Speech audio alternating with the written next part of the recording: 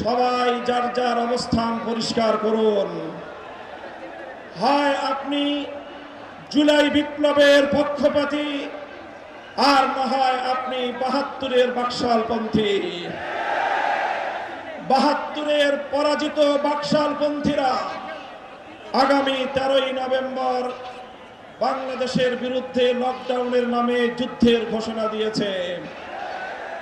আমি ঘোষণা করতে চাই, 13ই নভেম্বর কোন বাকশালপন্থীকে বাংলার রাজপথে আমরা নামতে দেব না।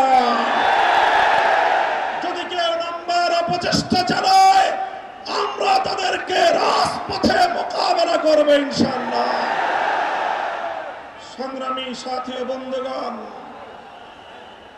2024-এর জুলাই বিপ্লব সহস্রাধিক তাজা প্রাণের রক্তের বিনিময়ে অর্জিত এই বিপ্লব।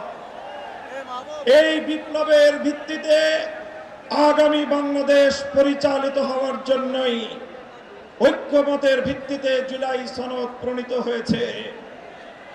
এই জুলাই সনদ কোন কাগজে সনদ হিসেবে আমরা দেখতে চাই না। জুলাই সনদকে আমরা আগামীর বাংলাদেশের রূপরেখা হিসেবে দেখতে চাই।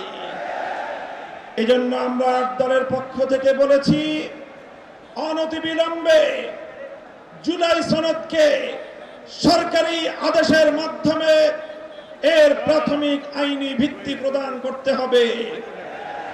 এরপরে আগামী ত্রয়োদশ জাতীয় সংসদ নির্বাচনের পূর্বেই গণভোটের মাধ্যমে জুলাই সনদকে চূড়ান্ত আইনি ভিত্তি প্রদান করতে হবে। এর ব্যত্যয় হলে জুলাই বিপ্লব পন্থীরা বরদাস্ত করবে না, সেটা মানবে না।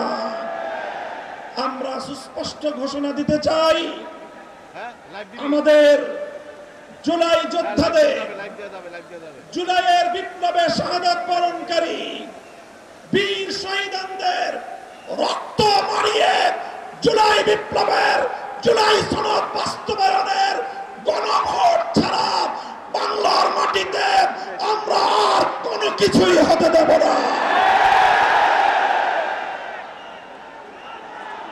আমি জানি না জাতীয় নির্বাচনের আগে জুলাই সনদ বাস্তবায়নের লক্ষ্যে গণভোট হলে কার কি সমস্যা, সেটা আমাদের বুঝে আসে না। আমাদের সমস্যা হলো জুলাই সনদের গণভোট ছাড়া যদি জাতীয় সংসদ নির্বাচন অনুষ্ঠান